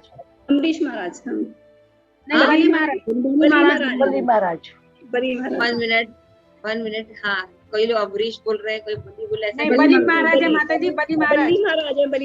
माता जी ने बोल दिया, नंदी मुख्य माता जी बली महाराज, तो बली महाराज लॉक किया जाता है, अदरवाइज कुछ और ही होता है यहाँ पे। नंदी मुख्य माता जी ने बोला नहीं बली महाराज है। तो हमारे जो आत्मनिवेदन के आचार्य हैं वो हैं बली महाराज। इन्होंने अपना सर्वस्व समर्पण किया। तो इस प्रकार से ये जो 9 प्रकार की जो भक्ति को बताया गया है श्रीमद् भागवतम में, ये 9 प्रकार से हमें भक्ति में सेवा करनी चाहिए। अपने मन से सेवा नहीं करनी चाहिए, भगवान की 9 तरह से भक्ति करनी चाहिए। ठीक है, श्रवण करना चाहिए, कीर्तन करना चाहिए, स्मरण, भगवान के बारे में स्मरण करना चाहिए, भगवान का पाद सेवन करना चाहिए। तो मेरा प्रश्न है, पाद सेवन हम कैसे करेंगे? Raise hand, please raise hand. हम पाद सेवन कैसे करेंगे भगवान का? माता जी उनके चरणों के दर्शन करके। चरणों के दर्शन करके। अच्छा, यस नरसिंह स्थिति। माता जी धाम जाके। धाम जाके, गुड। यस आनंद प्रदा। माता जी पैदल मतलब जो है चलकर मंदिर जाना, ठाकुर के दर्शन करना, धाम यस जाना। यस, धाम जाना, मंदिर जाना। यस प्रेम पद्मिनी माता जी। हाँ मतलब बेसिकली जैसे धाम में पद यात्रा करना, पद यात्रा वो करना, परिक्रमा धाम करना। में, धाम में परिक्रमा करना। Very nice. जैसे सची माई माता जी। उनके चरणों का दर्शन करके, उनके चरणों में जो चिन्ह है उनका ध्यान करके अपनी भक्ति को हम बढ़ा सकते हैं। यस, चरणों का दर्शन करना और चरण चिन्ह। मैं सोच रही थी कि कोई भूले ये पॉइंट। सची माता जी की जय। थैंक यू, आप सभी का बहुत बहुत थैंक यू। तो ये होता है पाद सेवनम। चले लोग सोचते हैं कि पैर दबाना सिर्फ पैर दबाना पाद सेवनम नहीं होता है। भगवान के चरण कमलों, लक्ष्मी जी हमेशा पैर दबाती हैं, तो वही तो। हाँ, केवल वो पैर ही नहीं दबाती हैं, बल्कि वो क्या करती हैं, भगवान के चरण चिन्हों को देखती हैं, जो कि भक्ति को बढ़ाते हैं। उसके बाद क्या बताया, धाम यात्रा करना। एक छोटी सी स्टोरी मतलब है कि भगवान ने क्यों चैतन्य महाप्रभु के बारे में। तो क्या था कि एक बार नारद जी भगवान से मिलने गए तो विष्णु जी से, तो वो भगवान से बोले कि आप जैसे हमेशा जब भी विष्णु का ध्यान होता है तो क्या होता है कि विष्णु जी सरसैया पे लेटे हुए और लक्ष्मी जी उनके चरण दबा रही हैं। तो जैसे कि भगवान कहते हैं कि भगवत गीता में बताया कि अपने आचरण जगत सिखाए, कि जो भगवान है वो अपने आचरण से जगत को सिखाते हैं। तो फिर नारद जी ने कहा कि प्रभु मतलब हमेशा ऐसा देखने से तो आप भक्तों को कैसे इंस्पायर करेंगे कि वो भक्ति करें। तो फिर तभी भगवान ने डिसाइड किया कि मैं भक्त के रूप में अवतार लूंगा और लोगों को भक्ति करना सिखाऊंगा। तो इसीलिए जो है उन्होंने चैतन्य महाप्रभु के रूप में अवतार लेके फिर जो है भक्ति करना सिखाया, हमें आचरण करके दिखाया है। ये ऐसे कहता है कि भाई आप कुछ एक्शन भी किया कीजिए कि हमेशा बस खाली शेष आसन पे लेटे रहते हैं। तो फिर पता चलता कि नंदनी कांता है और सुषमा माता जी और यमुना सुंदरी, ये भी शेष आसन पे लेटी रहती है, इन्हें फिर और कोई आसन दिखाई नहीं देता। एक बार महाराज बता रहे थे कि एक व्यक्ति थे तो कहते हैं कि मुझे जो भगवान का ये जो शेष आसन पे लेटे रहते वो बहुत अच्छा लगता है। क्यों? कहते हैं क्योंकि मुझे ऑफिस में या कहीं नींद बहुत आती है और मैं कहता हूँ कि जब भगवान 24 घंटे सो सकते हैं भगवान का वो रूप उनको बहुत पसंद है। अपने ऑफिस में अपने बॉस को दिखाया, कहते थे कि भगवान भी सोते हैं। तो उनके बॉस ने तो था वो नरसिंह भगवान का दिखाया उसको फोटो और कहा कि भगवान से फाड़ भी देते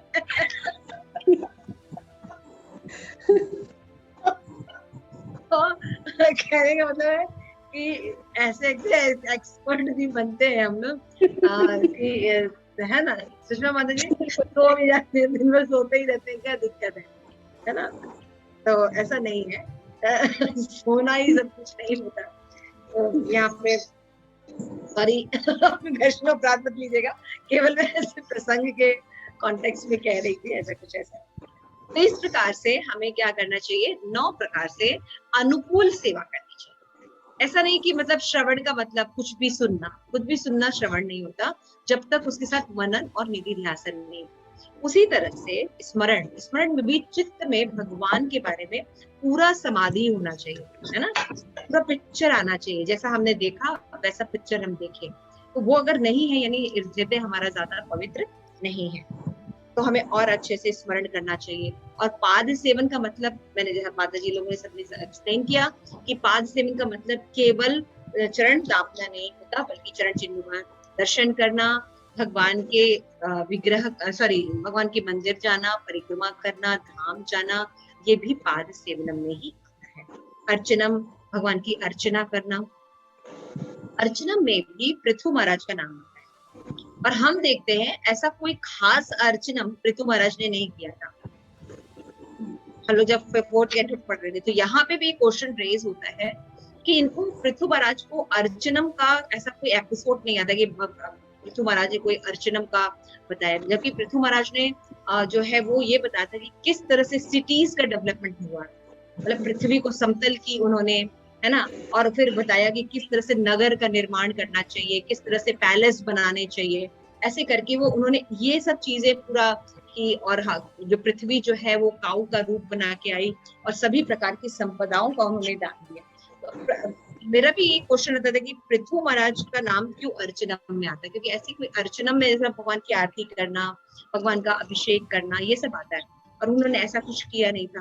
तो फिर वहां पे एक्सप्लेन होता है, महाराज थे उन्होंने एक्सप्लेन किया कि एक्चुअली अर्चनम को हम उस पॉइंट ऑफ व्यू से देख सकते हैं कि उन्होंने अश्वमेघ यज्ञ किए थे, 99 अश्वमेघ यज्ञ किए थे, क्योंकि अश्वमेघ यज्ञ जब कोई 100 अश्वमेघ यज्ञ कर लेता है तो इंद्र बन जाता है। इंद्र जो है वो फिर उनसे जो है वो नफरत करने लगता है।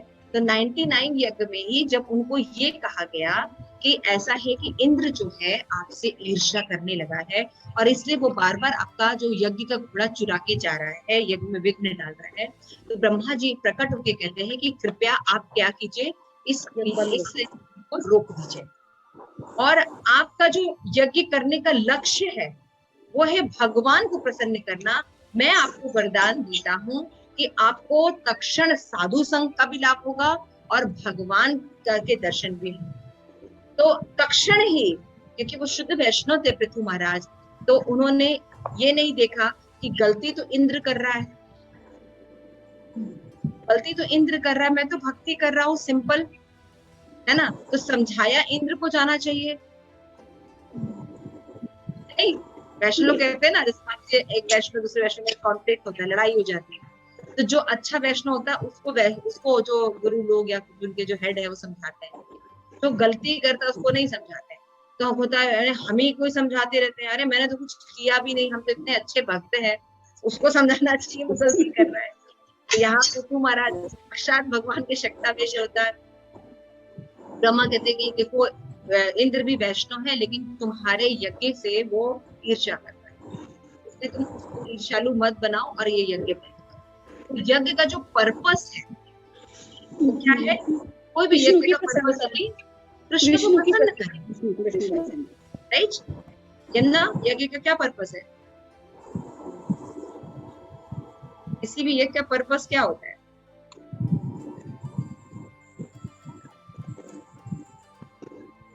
भगवान को प्रसन्न करना। भगवान को प्रसन्न करना। किसी भी यज्ञ का पर्पस क्या होता है? भगवान को प्रसन्न करना। और अगर भगवान प्रसन्न नहीं होंगे तो यज्ञ का कोई मतलब है? यहाँ ब्रह्मा स्वयं आके कह रहे हैं कि आपको भगवान के भी दर्शन होंगे और शुद्ध वैष्णव के भी दर्शन प्राप्त होंगे। यानी जो फल आपको 100 यज्ञ करने के बाद मिलेगा, अगर आप 99 यज्ञ पर ही रोक देते हैं तो जैसे ही पृथु महाराज ने 99 यज्ञ पर डिसीजन लिया कि अब कोई अश्वमेघ यज्ञ नहीं करेंगे 100, उसी समय भगवान गरुण के साथ साक्षात दर्शन देते हैं और ही वाज सो हैप्पी। वर्णन है he was so happy to see Vaishnava quality in Prithu महाराज, कि भगवान को धरती पर चलने की आदत नहीं थी और उन्होंने पूरा चरण धरती पर लग दिया और उनका बैलेंस बिगड़ने लगा और उन्होंने गरुड़ को ऐसे पकड़ा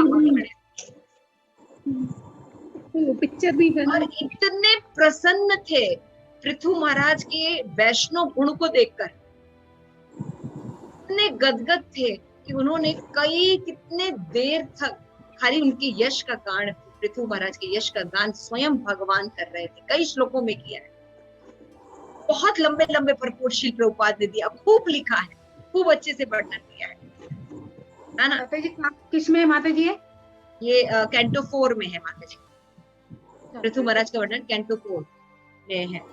खूब वर्णन किया है भगवान का और भगवान उनको खूब आशीर्वाद दे रहे हैं, हृदय से गदगद हो रहे हैं और उनके मन में कोई ग्लानि नहीं है। इंद्र आके उनसे क्षमा मांगते हैं भगवान के साथ, मुझसे बहुत बड़ी गलती हो गई, मुझे ऐसा आपके साथ ईर्ष्या भाव नहीं करना चाहिए। उनको चरण तक नहीं झुकने दिया इंद्र को और उठा के गले लगा लिया, ऐसी कोई बात नहीं। भगवान जब प्रसन्न है तो मुझे कुछ नहीं चाहिए। तब क्या होता है, ब्रह्मा ने आशीर्वाद दिया था, 4 कुमार आते हैं और उनको दर्शन देते हैं और ज्ञान देते हैं। तो देखिए 99 यज्ञ पर रुककर उन्होंने क्या प्राप्त किया? कृष्ण प्रेम प्राप्त किया। भगवत धाम भी वापस गए अर्ची के साथ, भगवान की पत्नी जो अर्ची थी। तो ये सिर्फ भागवतम हमें क्या शिक्षा देते हैं? 100 यज्ञ करना जीवन का उद्देश्य नहीं है, भगवान को प्रसन्न करना जीवन का उद्देश्य है। और भगवान प्रसन्न कैसे होते हैं? भगवान कहते हैं जब मैं वैष्णव क्वालिटीज देखता हूँ तो मैं प्रसन्न होता। इसलिए भगवत गीता में भगवान ने कई बार वैष्णव क्वालिटीज बताई है, ज्ञान के वैष्णव क्वालिटी बताई है, फिर बाद में भी वैष्णव क्वालिटीज के बारे में बताया है। चैतन्य चरितामृत में 26 गुणों के बारे में बताया। हर समय भगवान इस क्वालिटीज का वर्णन करते हैं। भगवान 12th में भगवत गीता में बताते हैं ये नहीं कर सकते ये करो, ये नहीं कर सकते ये करो, ये नहीं कर सकते ये करो। क्यों? भगवान चाहते हैं कि तुम इन गुणों को विकसित। जैसे आज की क्लास में भी सच्चिदानंद प्रभु क्या बता रहे थे जब पढ़ा कि ये गुण तृणादपि सुनीचे न तरोरी बस सही शुना अमान्य न मान देना कीर्तनीय सदा हरि, ये हमारे अंदर है नहीं, इन्हें खेती करनी पड़ेगी। माता जी एक क्वेश्चन था कि Yes. भगवान के साथ संबंध कैसे पता चलेगा हमारा भगवान के साथ संबंध स्थापित हो रहा? मैं पूछना चाहती थी, फिर मैंने नहीं पूछा। उसमें उन्होंने बताया था कि जब हमारे अंदर ये भाव आएगा दूसरों को मान देना, जनरली लोग अपना मान चाहते हैं, दूसरों को अप्रिशिएट नहीं करते लोग, लेकिन वैष्णव हमेशा दूसरों को अप्रिशिएट करते हैं, है ना? दूसरों को अप्रिशिएट करना और अपने मान की इच्छा नहीं रखना। तो हम तो ऑपोजिट कर रहे हैं ना, ऑपोजिट करते आए कई जन्मों से। तो ये जो गुण है इसकी खेती करनी पड़ेगी। खेती करने का मतलब क्या है? इस गुण को डेवलप करने के लिए हमें अलग अलग साधना स्तर पर प्रयास करना पड़ेगा। हमें संकल्प मंत्र बनाने पड़ेंगे क्योंकि बिहेवियर और आदतों में सुधार करना है। तो क्या करना पड़ेगा? पहले हमें संकल्प मंत्र बनाना होगा, मनन बनाना होगा, शीट्स तैयार करनी होगी, उसके नॉलेज शीट्स बनानी पड़ेगी, कथाएं करनी, पूरा ये प्रोसेस है। फिर डेली हमें चार्ट्स बनाकर उस पर करना पड़ेगा कि हम कहाँ कहाँ कर पाए, कहाँ नहीं कर पाए, आज दिन में हमारा कहाँ अपराध हो गया, कहाँ अमान्य न मान नहीं हुआ। तो फिर उसका रिकॉर्ड होता है, पूरे महीने का हम रिकॉर्ड करते हैं। फिर उस पर देखते हैं किन किन सिचुएशंस है हम नहीं कर पा रहे, क्यों नहीं कर पा रहे, फिर उसको देखा जाता है क्या कारण है कि नहीं कर पा रहे हैं, फिर उसको देखा जाता है। इस तरह से एनालिसिस होता है। फिर धीरे धीरे एक एक पार्ट में कोई एक अंश जीवन में डेवलप होता है कि हम किसी उस व्यक्ति को आदर देते हैं जिसको हम पसंद नहीं करते। हमारे एक हैबिट में कभी वो आदर, हालांकि उसको देखते ही हमें खराब लगता है, लेकिन हम आदत डेवलप करते हैं, उसको दंडवत प्रणाम। हम आदत करते हैं हम अपने लोगों को प्रणाम। मैंने अपने जो सीनियर माताएं हैं, स्पेशली मनोरमा माता जी और नंदीमुखी माता जी में ये गुण देखे, पर्सनली मैंने देखे कि ये सबको पहले दंडवत प्रणाम करते हैं। तो मैंने ये सीखा था। क्लास में माता जी, नंदीमुखी माता जी और मनोरमा माता जी आते थे, तो मैं सोचती थी ये लोग इनको क्यों प्रणाम कर रहे हैं। तो फिर जब आगे मैं पढ़ने लगी, करने लगी, तो फिर मुझे ये पता चला कि हमें वैष्णव को प्रणाम करना चाहिए। तो मुझे ये दोनों गुण इन लोगों से सीखने को, देखने को बहुत अच्छे से मिला कि हमें वैष्णव को प्रणाम करना चाहिए, चाहे वो जैसे भी हो, हमें अच्छे लगते हो या नहीं लगते हो, लेकिन आई हैव टू डू। तो इस तरह से बिहेवियर में चेंजेस आते हैं। कोई वैष्णव आपके सामने हो, है ना, तो हम देखते हैं बिहेवियर में चेंजेस आते। अमान्य न मान देना कीर्तनीय सदा हरि, क्या करते हैं? जब ये 4 गुण हम अपने अंदर विकसित करते हैं ना माता जी, तो हम चैतन्य महाप्रभु के साथ संबंध स्थापित करते हैं। क्योंकि तब हम कीर्तनी, देखो महाप्रभु से संबंध स्थापित करना तो क्या करना होगा? कीर्तनीय सदा हरि। हमें केवल सुबह और शाम भक्ति नहीं करनी है, 24 घंटे भक्ति करनी है। सुषमा, समझ में आ रही है बात? हाँ जी। ऐसा नहीं कि सुबह शाम या एकादशी के दिन भक्ति करनी है। कैसी भक्ति करनी है? निरंतर रोज भक्ति करनी है। तो जो कीर्तनीय सदा हरि करता है वो व्यक्ति चैतन्य महाप्रभु के साथ संबंध डेवलप कर रहे हैं। ये टारगेट हमारा होना चाहिए कि हम 24 आवर्स भगवान के साथ कर सके। 24 आवर भक्ति एक ही व्यक्ति कर सकता है जो हर दशा में विनम्र रहता है। प्रणा सुनिश्चय होना वाला व्यक्ति हर दशा में भक्ति कर सकता है। क्यों प्रियदर्शनी, राइट? प्रियदर्शनी माता जी के भी घर में भक्ति का बहुत ज्यादा एटमॉस्फेयर नहीं, ये अकेले है जो भक्ति करते हैं। तो थोड़ा एक्सपीरियंस बताइए, ऋणादपी होने से ही भक्ति कर पा रहे हैं? जी माता जी, वो तो फिर बैलेंस ऐसा है कि प्रभुपाद की कृपा है और गुरु महाराज की कृपा है कि मैं कर पा रही हूँ सबसे पहले। और ये है कि उसको थोड़ा, जैसे गृहस्थी में हमें भक्ति को और गृहस्थी को थोड़ा बैलेंस लेके चलना होता है। और थोड़ी सहनशीलता भी चाहिए इसमें, टॉलरेशन भी चाहिए, है ना। तो मैंने सुना है माता जी बच्चों के लिए अलग सब्जियां बनाती हैं, प्रभु जी के लिए अलग सब्जियां बनाती हैं, फिर अपने लिए अलग बनाती हैं, ये डेली का रूटीन है। बच्चे तो माता जी ले रहे हैं, प्रसाद ले रहे हैं, बस प्रभु जी के लिए से करना पड़ता है। वो भी मैंने एक आइडिया भी ये सोचा है कि जैसे वो कह रहे थे ना कि मेरा प्याज वाला फ्राई पैन कौन सा है, तो मैंने उसमें प्रसाद डाल दिया और फिर वो खा लेते हैं। अब मैं ये करना शुरू कर दिया मैंने। तो थैंक यू सो मच माता जी फॉर शेयरिंग। की कृपा है कि मैं कर पा रही हूँ। देखो फिर भी माता जी कह रही कृपा है, कर पा रहे। तो इतनी सारी प्रॉब्लम होकर भी जब कोई सहनशील होता है, तो जैसे मैंने अर्चनम का एक एग्जांपल दे रही थी, एक्चुअली क्या है कि हम इन सब विषयों पर सोचते रहे, खाली नवधा भक्ति पढ़ लेते हैं, लेकिन नवधा भक्ति में अनुकूल क्या है, प्रतिकूल क्या है, अगर हम ये नहीं जानेंगे और हम केवल श्रवण कर रहे हैं, हम तो श्रवण कर रहे हैं, तो हम एक्चुअल में श्रवण नहीं कर रहे हैं, हम कीर्तन नहीं कर रहे हैं, स्मरण नहीं कर रहे हैं। हमें आचार्यों को समझना पड़ेगा कि उन्होंने क्या किया था। तो इसीलिए मैंने रुक के अर्चनम में पृथु महाराज का एक्सप्लेन किया कि जनरली अर्चनम में हम देखते हैं अर्चन नहीं है, तो इसलिए वो अर्चन के आचार्य बने। ये नहीं कि जो बहुत बड़ी आरतियां करते हैं, यज्ञ करते हैं, तो उनको आचार्य बनाया जाता है। उन्होंने एक सिद्धांत एस्टैब्लिश किया कि अर्चनम का मतलब होता है भगवान को प्रसन्न करना, न कि पूजा ला प्रतिष्ठा। इसमें फिर एक मैं थोड़ा सा क्वेरी है मेरी कि जैसे अर्चनम पृथु महाराज के हैं, तो हम उनसे क्या लेके पॉइंट लेके अपनी लाइफ में उसको एप्लीकेबल कर, मतलब उसको हम कैसे कनेक्ट कर सकते हैं अपनी अर्चना से?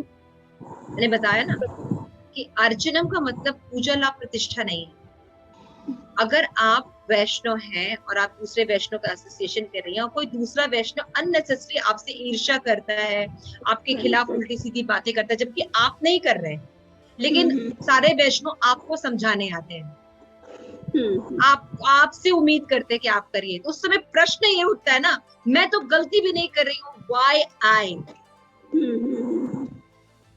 यहाँ सीखना होगा व्हाई यू, बिकॉज वो व्यक्ति तो ईर्ष्या कर रहा है ना, उसको कैसे समझाएंगे? वो तो वैष्णव ही नहीं है। समझाया किसको जाता है? जो अपना होता है। तो यहाँ पे पृथु महाराज को क्या कहा जा रहा है? आप 100वां यज्ञ मत कीजिए, 99 पे स्टॉप कीजिए। सोच के देखिए इसको क्या कहा जा रहा है, समझ रहे हैं? मतलब कि 99 कर लिया उसने, 99 पृथु महाराज ने यज्ञ कर लिया, एक यशरूप में बाकी था। वो पूरी तरह से सक्षम थे करने के लिए, अपने पुत्र के साथ, अपनी पत्नी के साथ पूरी तरह सक्षम थे। लेकिन जब ब्रह्मा जी ने आके उनको कहा, तो उन्होंने ये नहीं सोचा कि 100वां यज्ञ करना होगा। उन्होंने कहा कि भगवान को प्रसन्न करना मेरा जीवन का लक्ष्य है, साधु संघ के लिए, सबके वेल विशिंग के लिए मैं अश्वमेध यज्ञ कर रहा हूँ। वो अगर 99 से पूरा होता है तो मैं नहीं करूंगा ऐसा कार्य जिससे कोई वैष्णव मुझसे ईर्ष्या करने लगे। This is a very high quality.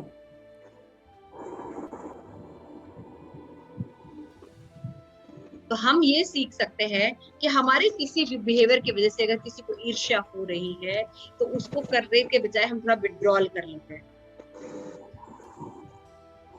भक्ति वृक्ष चला रहे हैं, दूसरा व्यक्ति भी भक्ति वृक्ष चला रहा है वैष्णव, आपका भक्ति वृक्ष बहुत अच्छा चल रहा है, सारे लोगों से बहुत अच्छे रिलेशन आपके डेवलप हो रहे हैं, वो व्यक्ति नहीं कर पा रहा है, अगला व्यक्ति, है ना। लेकिन लोग जो है, जो सीनियर लोग है, डिस्प्यूट को सॉल्व करने के लिए आपके पास आए और आपको कहे माता जी आप ना जो भक्ति वृक्ष है, अपने भक्ति वृक्ष के लोगों को उनको ही करने दो, या आप अपना भक्ति वृक्ष स्टॉप कर दो, या आप अपना भक्ति वृक्ष इस तरीके से करो, जो भी आपको सजेस्ट कर रहे हैं, तो क्या करोगे आप उसके अकॉर्डिंग आपने सैक्रिफाइस किया। हालांकि आपका बहुत अच्छा भक्ति वृक्ष है, सब कुछ चल रहा है, लेकिन आप क्या कर रहे हो, जैसा वो लोग कह रहे हैं वैसे करने लगे हम कि माता जी आपने थोड़ा सा अपना सिस्टम अलग रखो, उनका सिस्टम रख लो, दोनों को मिक्स मत करो, उनको रहने दो, उनको करने दो। क्या करो, इस सोसाइटी आप दोनों के घर पास हो, आपको कहा जाए कि माता जी इस लाइन के लोगों को छोड़कर आप आगे की लाइन के लोगों को भक्त बनाओ, ये लाइन छोड़ दो, जबकि आपने ऑलरेडी भक्त बना दिया उस लाइन के लोगों को। मान लीजिए आपसे कहा जाए नहीं, इस लाइन के लोगों को माता जी छोड़ दो, वो डिस्प्यूट कर रहे हैं, आप और लोगों को जाके भक्त बनाओ, और आप एग्री हो जाते, उन लोगों को छोड़ देते हो और आप नया भक्ति वृक्ष बनाते हो, नया प्रचार करते हो, तो भगवान किससे प्रसन्न होने वाले? उस व्यक्ति से। वो व्यक्ति दे देने पर भी वो नहीं भक्त बना पाएगा, किसी अंदर ईर्ष्या है।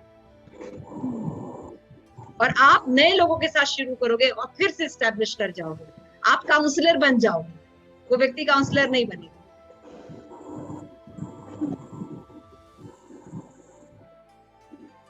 सही है ना?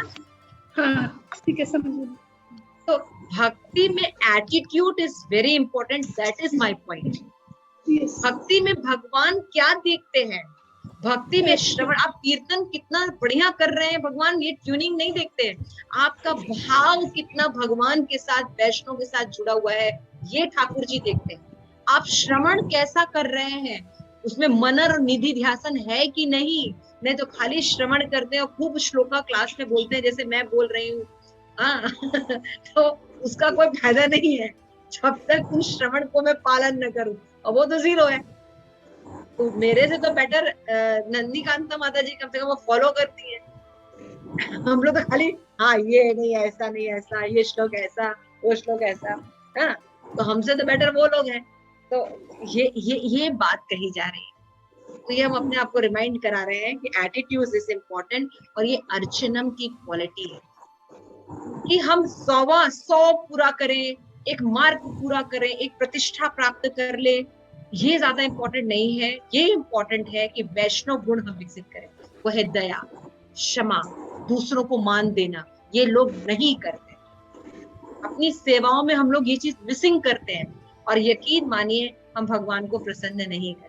हम खूब राजभोग बनाते हैं, हमने ये बनाया, हमने वो बनाया, लेकिन एक वैष्णव जो मान लीजिए कोई वैष्णव है, वो पहले से स्टैब्लिश है, लेकिन जब आप आए, आप ज्यादा बेटर कर पा रहे हैं, उनका मार्केट डाउन हो गया तो उनको खराब लग रहा है और आपको दिखाई नहीं दे रहा है तो क्या करना चाहिए? उनको भी अग्रसर करना चाहिए। समझ में आया? उनको भी अप्रिशिएट करना चाहिए, उनके लिए भी कुछ करना चाहिए कि वो और ज्यादा नरिश करे जैसे पहले थे, वो आपसे ईर्ष्या ना करे। हमें इस तरह का व्यवहार करना चाहिए कि वो ईर्ष्या ना करे। जैसे कि प्रेयर्स, अभी देखेंगे प्रेयर्स है, जैसे मैं हमेशा एक प्रेयर करती हूँ, पता नहीं आप भी करते हो, मैं हमेशा एक ही प्रेयर हमेशा करती हूँ, भगवान आप मुझे ऐसे वैष्णव गुण दें जो आपको और वैष्णव को प्रसन्न करने वाले, मुझे ऐसे गुण या ऐसी उपाधि मत दीजिए जिससे लोगों को ईर्ष्या हो। भगवान ने ऐसा दिया, ज्यादातर वैष्णव मुझसे प्रसन्न रहे क्वालिटी नहीं है, ज्यादातर वैष्णव मुझे आशीर्वाद देते, ज्यादातर, ये नहीं कि सभी देते हैं, लेकिन ज्यादातर वैष्णव मुझे क्षमा कर देते हैं मेरी गलतियों को और आशीर्वाद। मैं हमेशा एक ही यही मानू कि मुझे ऐसे वैष्णव गुण चाहिए जो वैष्णव को और भगवान आपको प्रसन्न करने वाला, किसी को ईर्ष्या उत्पन्न करने वाला व्यवहार मुझे मत दीजिए, वो उपाधियां मुझे मत दीजिए जिससे किसी को ईर्ष्या हो, कोई इंस्पायर्ड हो सके आपके साथ। हमारे जितने भी इस्कॉन में आचार्यज हैं, हमारे गुरु महाराज हैं, राधानाथ महाराज हैं, राधा गोविंद महाराज हैं, है ना, एक से एक राधा जयपताका महाराज हैं। आप देखिए, आप इनसे इंस्पायर्ड होते हैं, आप इनसे ज्वेलर्स नहीं करते कि इनके पास इतना वैभव है, इतना वो है, ये इंस्पायर करते हैं लोगों को भक्ति के। तो ये है अर्चना। पृथु महाराज का सच्चिदानंद प्रभु को ही देखो ना, कितना सच्चिदानंद हर एक लेक्चर में उनका इतना वो भरा हुआ रहता है कि पूरा हफ्ते में एक लेक्चर उनका होना चाहिए, तभी हम सुधर सकते हैं और उनके ज्यादा तो कोई बोलता भी नहीं इतना खरा, एकदम काट के बोलता, लेकिन अच्छा लगता है, लेकिन बहुत अच्छा लगता है, अच्छा लगता है। ऐसा लगता है ना हमारे में सारी कमियां हैं, हम कैसे निकालें। yes. अपने को आप अपने करीबन में हम देख पाते हैं ना खुद। जैसे एक माता जी ने अभी आज सुबह जपा टॉक में प्रश्न पूछा कि अथॉरिटी पर्सन है, वो गलती करते हैं और हम देखना चाहते हैं कि उनके अंदर तो ये क्वालिटी होनी चाहिए। कितना सुंदर आंसर दिया प्रभु जी। प्रभु जी ने कहा कि हम ये सोचते हैं कि बिल्कुल आदर्श समाज कलयुग में हमें मिलने वाला है, तो गोलोक धाम में भी नहीं मिलता आदर्श समाज, तो यहाँ कहाँ मिलने वाला है। तो बेस्ट है कि हम ये देखें कि वो व्यक्ति उठने का प्रयास कर रहा है, एक अथॉरिटी स्वीकार किया लेकिन गुण नहीं है, अभी डेवलप कर रहा है। और दूसरी चीज हम ये देखें कि हमारे अंदर वो अवगुण ना हो, और हम उसका गुण देखने की कोशिश करें, न कि अवगुण। और भगवान से प्रे करें, this is very good point, मुझे बहुत अच्छा लगता है। और भगवान से प्रे करें कि भगवान आप उसका ये अवगुण दूर कर दीजिए। इससे बहुत से लोग प्रभावित हो रहे हैं, बहुत से लोगों की भक्ति प्रभावित हो रही है। हे भगवान, उसका वो दुर्गुण जो है वो दूर कर दीजिए। ये ईर्ष्या रहित प्रार्थनाएं हैं, ये ईर्ष्या रहित एटीट्यूड है। अगर मान लीजिए हम किसी के दर्शन कर रहे हैं, है ना, और हमें दिखता है कि इसका ये व्यवहार बहुत ही गलत है, तो उसके लिए क्या करना चाहिए? प्रे करना चाहिए भगवान उसकी जो ईर्ष्या है इसको खत्म कर दीजिए, उसके अंदर भक्ति का डब। ये सब एटीट्यूड भगवान को पसंद है। देखिए, पहले तो अपने के लिए प्रार्थना करेंगे ना, कि भगवान से प्रार्थना करेंगे हम उनका ये दोष ना देखें, अच्छे गुण देखें। दोष तो दिखता ही है, दिखते ही है ना, फिर भी दिखते ही दोष देखने की बात नहीं करिए। यहाँ पे कहा जा रहा है कि आप उनके गुण को देखिए, उसको ज्यादा इंपॉर्टेंट दीजिए कि भैया ये क्वालिटी बहुत अच्छी है, भैया उसके अंदर लीडरशिप तो बहुत अच्छा है। हाँ, वो लीडर बहुत खराब है, उसने ये गलतियां हैं, वो पक्षपात करता है, मान लीजिए पक्षपात का उसके अंदर प्रॉब्लम है, लेकिन वो लीडर बहुत अच्छा है, बहुत अच्छी भक्ति करता है, बहुत अच्छा लीडर है, लीडरशिप क्वालिटी उसकी बहुत अच्छी है। आप वो लीडरशिप क्वालिटी लीजिए कि हमें ऐसा लीडर बनना चाहिए प्रभावशाली। कैसे इस्कॉन में इतने बड़े बड़े धन कलेक्ट करके वो ले आता है, इतने लोगों को जोड़ लेता है ना। तो ये क्वालिटी हमको सीखनी चाहिए, न कि उसके उस पक्ष को ध्यान देना चाहिए। उस पक्ष के लिए होना कि हाँ, ये बात देखो, कोई भी चीज स्वीकार नहीं करनी चाहिए गलत है, या स्वीकार नहीं करने को कहा जाए कि इसकी गलत क्वालिटी आप स्वीकार कीजिए। गलत को गलत कहना चाहिए और मन में बार बार बोलना चाहिए गलत चीज है, ऐसा हमको नहीं करना है, लेकिन उसको प्रार्थना करनी चाहिए भगवान उसकी वो क्वालिटी निकल जाए। ये कितना हमें फोकस नहीं करना चाहिए ना, हमें फोकस केवल गुणों पे करना है, गुणों पे करना चाहिए, और उसके अवगुण से हमें बचने के भी उपाय रखने चाहिए, और साथ साथ भगवान से प्रार्थना करनी चाहिए, साथ साथ भगवान से प्रार्थना करनी चाहिए। ऐसा नहीं कि हम बेवकूफ बनते जाए। आदित्य माता जी, क्लियर हो रही है बात? ये बहुत इंपॉर्टेंट पॉइंट है, क्योंकि वैष्णव हम संग करते तो ये सारी प्रॉब्लम आती है प्रैक्टिकली। तो यदि हमें ये आदित्य माता जी से पूछे, माता जी क्लियर हो रहा है? कोई आप सिद्धांत तो नहीं बोल रहे? नहीं माता जी, हरे कृष्ण। बात समझ में आ रही है? जैसे कि ओके माता जी, अभी आई एम कमिंग। चैतन्य चरितमृत, मैंने इसके पहले भी क्लास में कहा, चैतन्य महाप्रभु का आप केवल जीवन परिचय देखिए। चैतन्य महाप्रभु बचपन हो गया, बचपन के बाद महाप्रभु ने संन्यास ले लिया, उसके बाद वो जगन्नाथ जी चले गए। उसके बाद उन्होंने पूरे भारत को ट्रेवल किया, मतलब कई थोड़े बहुत साल में, 4-5 साल समझ।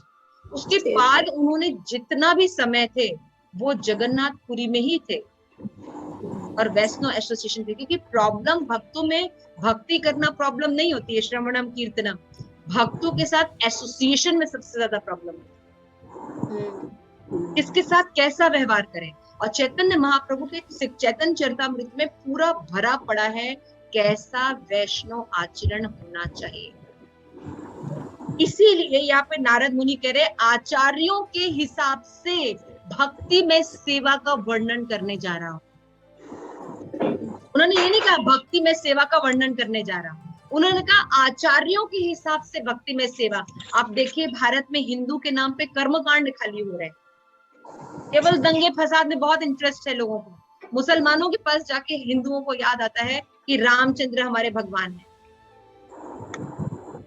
उन भगवान को कैसे भक्ति करनी चाहिए नहीं पता, मीट ईटिंग कर रहे हैं, अल्कोहल ले रहे हैं, कोई क्लास में नहीं आना चाहता, कोई भगवत गीता नहीं पढ़ना चाहता, उस गीता भागवत रामायण के हिसाब से कोई जीवन नहीं जीना चाहता, इंस्ट्रक्शन नहीं चाहिए, राम राज्य चाहिए, राम नहीं चाहिए, विदाउट राम। तो ये सब कहाँ हम जा रहे हैं? श्रील प्रभुपाद ने जो इस्कॉन एस्टैब्लिश किया उसने बताया कि हमें राम चाहिए, जो व्यक्ति राम चाहता है उसको राज्य अपने आप मिल जाता है, ये बुद्धिमान होते हैं वैष्णव।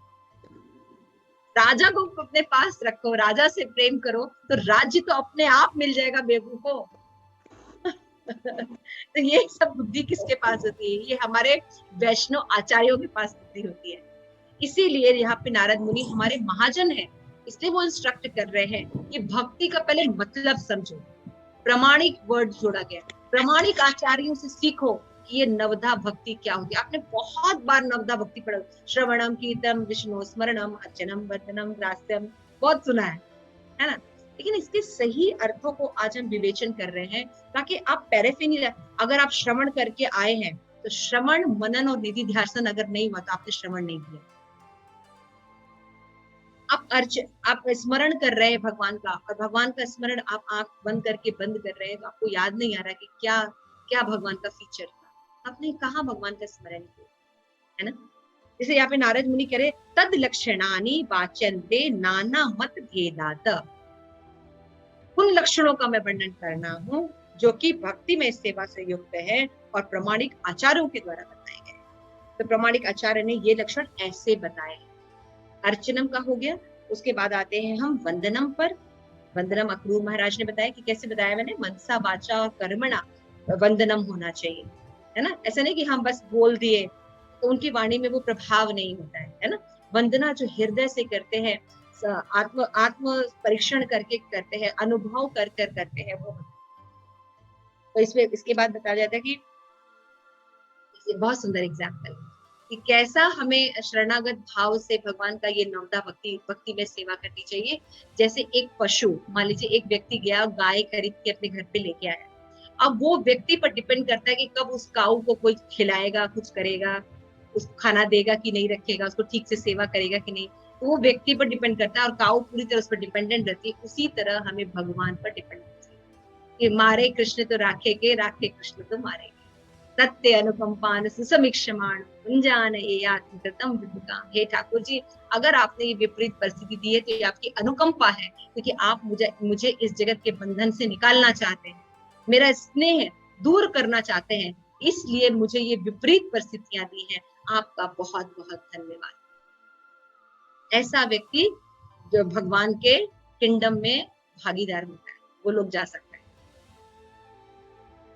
तो दिस इज द इम्पोर्टेंट। और यहाँ पे लास्ट में बताते हैं, ये एग्जाम्पल बहुत सुंदर है, ये याद रखना चाहिए। और शरणागति के लक्षण हमने पिछली क्लास में बहुत डिटेल में किया था कि अनुकूलस्य संकल्प, जो अनुकूल हो, यानी श्रवण अनुकूल हो भक्ति के। ऐसी भक्ति को ऐसे अप्रामाणिक आचार्यों के पास रामायण भगवत गीता सुनने नहीं जाना चाहिए जो कि प्रामाणिक आचार्य ना हो। फिर अप्रतिकूलस वर्ज रक्षति इति विश्वास, गोप्तित्व वर्णे, आत्मनिक्षेप, कार्पण्य, शतपी, शरण, ये 6 प्रकार से शरणागतों के आज समर्पण होकर ये भक्ति में सेवा करनी चाहिए। This is the point. Yes Nandikanta माता जी, योर क्वेश्चन।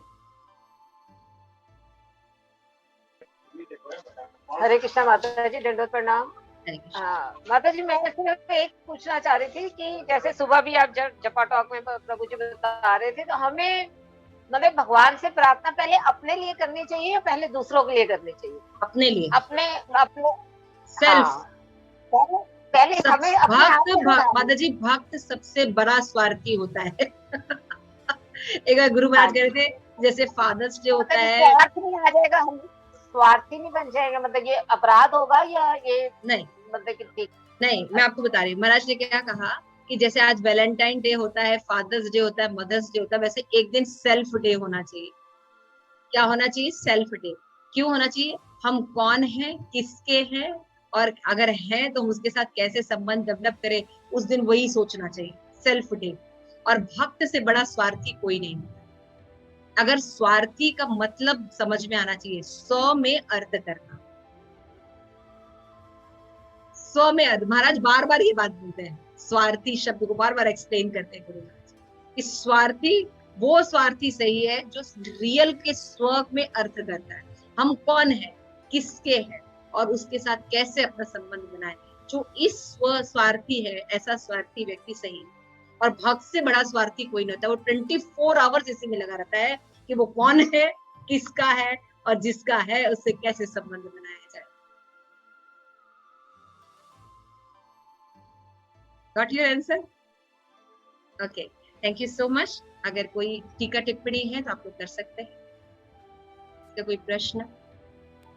थोड़ा सा ये बताएंगे, वो जो प्रभु जी ने बताया आहार शुद्ध होना चाहिए, तो नेत्रों का आहार, स्पर्श आहार, विचार, ये किस तरह हो?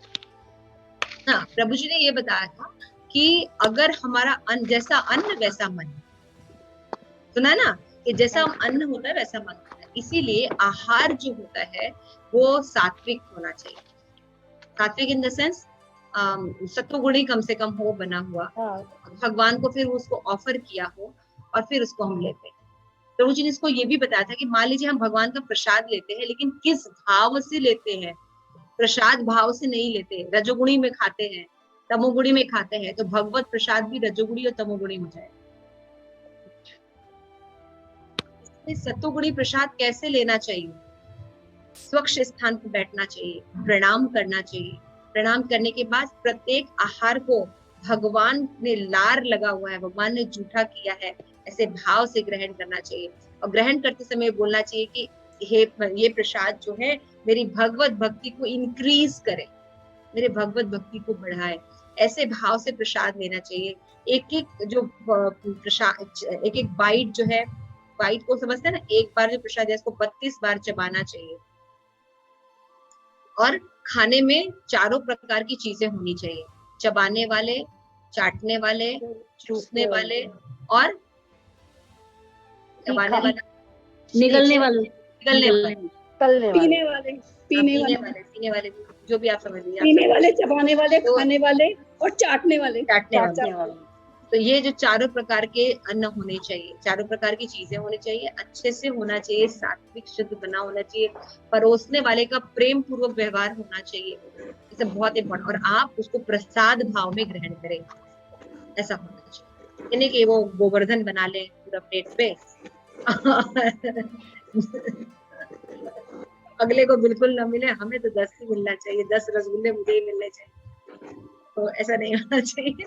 प्रसाद भाव में खाना चाहिए, तो प्रसाद जो है फिर वो भगवत भक्ति उत्पन्न करता है। नेत्रों का आहार, स्पर्श आहार, ये जो उन्होंने ये बताया था कि आहार जो होता है केवल मुख से नहीं होता है।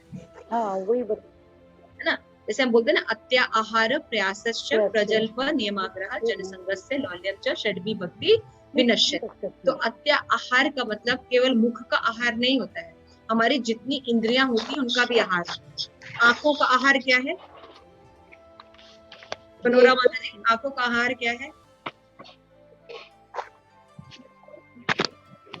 भगवान के दर्शन करना, देखना। हाँ, देखना। थैंक यू माता जी। आंखों का आहार होता है देखना। कानों का आहार क्या होता है? सुनना। नाक का आहार क्या होता है? सूंघना, गंध। और हाँ, त्वचा का आहार क्या होता है? स्पर्श करना। तो ये सब भी बहुत इंपॉर्टेंट होते हैं ना।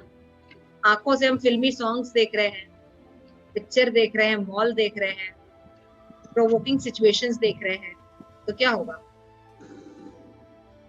भक्ति होगी? भक्ति तो करके हम आ रहे मंदिर से, लेकिन करने के बाद हम मोबाइल में बैठे हुए हैं प्रजल्प कर रहे हैं मुख से, तो क्या होगा? भक्ति बढ़ेगी कि घटेगी? घटेगी। तो हर इंद्रियों का आहार भी शुद्ध करना पड़ेगा, ये कहते हैं। आहार केवल खाने वाला आहार शुद्ध नहीं करना है, बल्कि आंखों का आहार भी ठीक करना है। तो आंख से सात्विक देखना चाहिए, कानों से सात्विक सुनना चाहिए, प्रजल्प नहीं सुनना चाहिए, निंदा नहीं सुननी चाहिए, है ना। त्वचा से भगवत भक्तों का सेवा करना चाहिए, न कि अपनी इंद्रिय तृप्ति करनी चाहिए। तो हर